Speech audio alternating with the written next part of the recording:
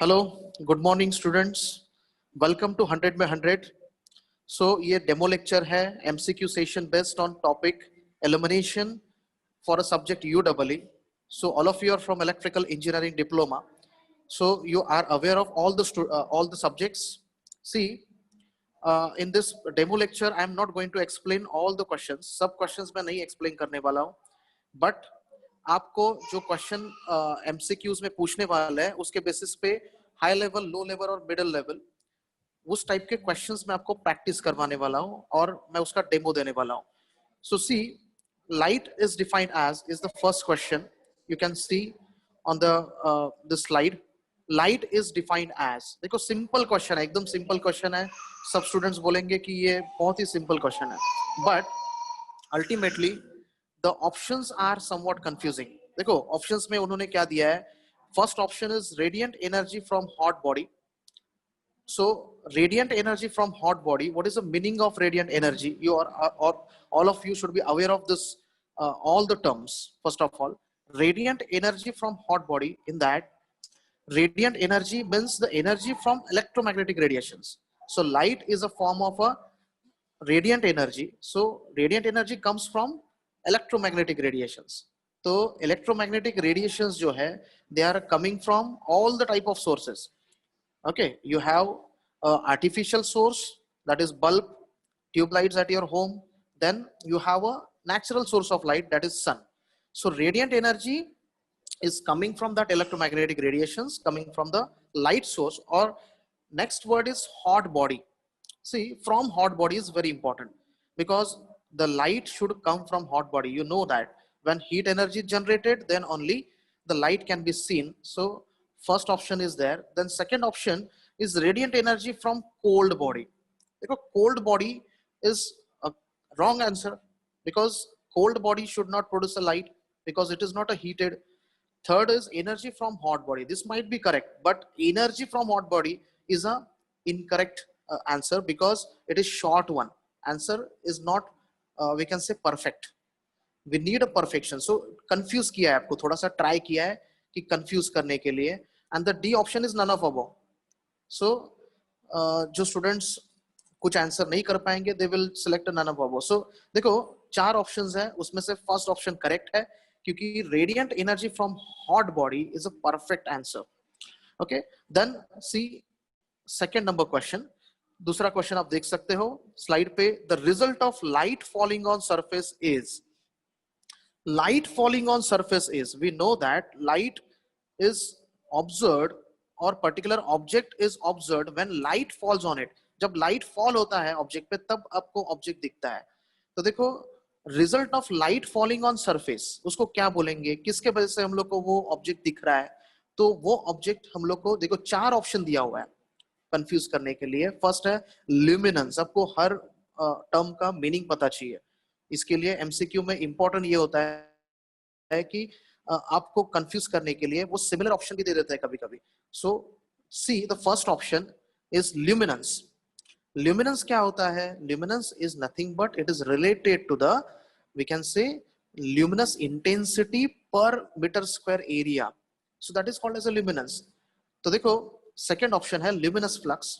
Luminous flux होता है आपका total light flux falling on a surface. उसके बाद है illumination.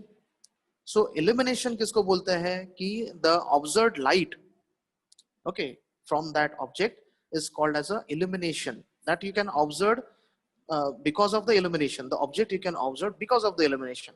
So C is option illumination. Third option, last option है luminous intensity. Luminous intensity is nothing but the light flux falling per in a particular direction, in a particular surface, we can say, in a particular direction with some angle. With some angle is important. तो देखो ये luminous intensity है. तो चारों option के मैंने आपको definitions बता दिया. अभी देखो the result of light falling on surface, यानी लाइट फॉल हो रहा है, उसका रिजल्ट क्या है? सिंपल क्वेश्चन है. देखो लाइट फॉलिंग का सिर्फ रिजल्ट पूछा है, उसके बाकी के मीटर्स पर मीटर स्क्वायर कितना होगा, एंगल में अगर गिर गया वो लाइट तो कितना होगा, इंसिडेंट होगा तो कितना होगा. उसके बाद आपका light flux, total light flux का मेजरमेंट क्या है, वो नहीं पूछा है. आपको रिजल्ट क्या होगा? तो result is illumination. Illumination is the result of light falling on surface. So the correct option is C, that is illumination.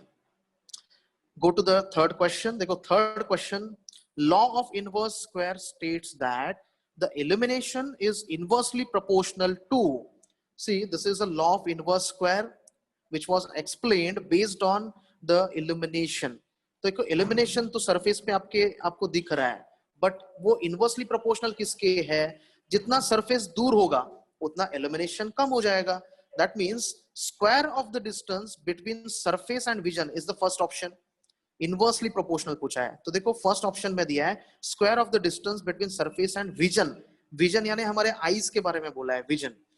Second option square of distance between surface and source of light, यानी आपका surface suppose है, आपका table है और आपके table पे आप बैठे हो तो आपका सरफेस वो हो गया, और after that you have a source of light, tube light at the top of that particular table. So distance between this two, उसका स्क्वायर, तो जितना ज्यादा डिस्टेंस होगा उतना बड़ा स्क्वायर होगा, जितना बड़ा स्क्वायर होगा उतना आपका इल्यूमिनेशन कम हो जाएगा. So therefore you can have a B option as a correct option here, क्योंकि सी ऑप्शन में बोथ ए एंड बी दिया है, तो ए एंड बी में आपको कंपेयर करना है. तो ए में विजन दिया है, vision is not related to inverse square law, so D option भी नहीं है, none of above. So B option is correct option, square of distance between surface and source of light. Okay, उसके बाद go to the question number 4.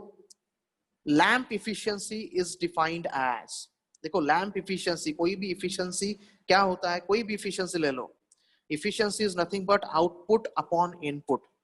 So lamp efficiency में आपका lamp का output क्या होगा? Light, that is luminous flux coming from that lamp. तो lamp से जो ल्यूमिनस फ्लक्स आ रहा है वो किस में मेजर होता है? वो मेजर होता है ल्यूमेंस में. और उसके बाद आपका जो इनपुट है, लैंप का इनपुट क्या होता है? Electrical power. तो electrical power measured in watt. So देखो lumens per watt, C option is correct, very simple, बाकी ऑप्शंस देखने की जरूरत भी नहीं है. सो जो कोई कुछ क्वेश्चंस ऐसे मिलेंगे आपको कि डायरेक्ट स्ट्रेट फॉरवर्ड होंगे, उसको आपको डायरेक्टली क्लिक करना है, not necessary to worry about other options. उसके बाद go to the question number 5. The illumination is measured in, देखो illumination is measured in, illumination किस में मेजर होता है?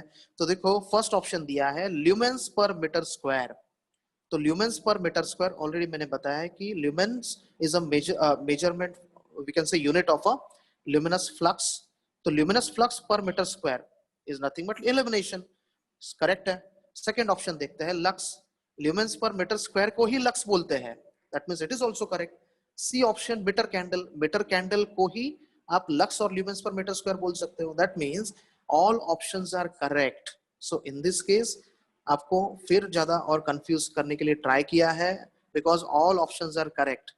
so various types of questions will be there in the exam. बहुत सारे questions ऐसे होंगे कि जिसमें सब options correct होंगे, बहुत सारे questions ऐसे होंगे कि जिसमें दो options correct हो सकते हैं, बहुत सारे क्वेश्चंस ऐसे होंगे जिसमें सिंगल ऑप्शन करेक्ट हो सकता है. So you have to select a proper option. Okay, so मुझे लगता है कि आपको पसंद आया होगा ये वीडियो बहुत, ठीक है. So please share this particular video and take the admission, ठीक है, through the formalities given in the video. Link दिया है वीडियो में, जी स्कीम और आई स्कीम दोनों के लिए ये आपका लेक्चर्स होगा, एमसीक्यू सेशन होगा. So you can participate with the majority. Thank you very much.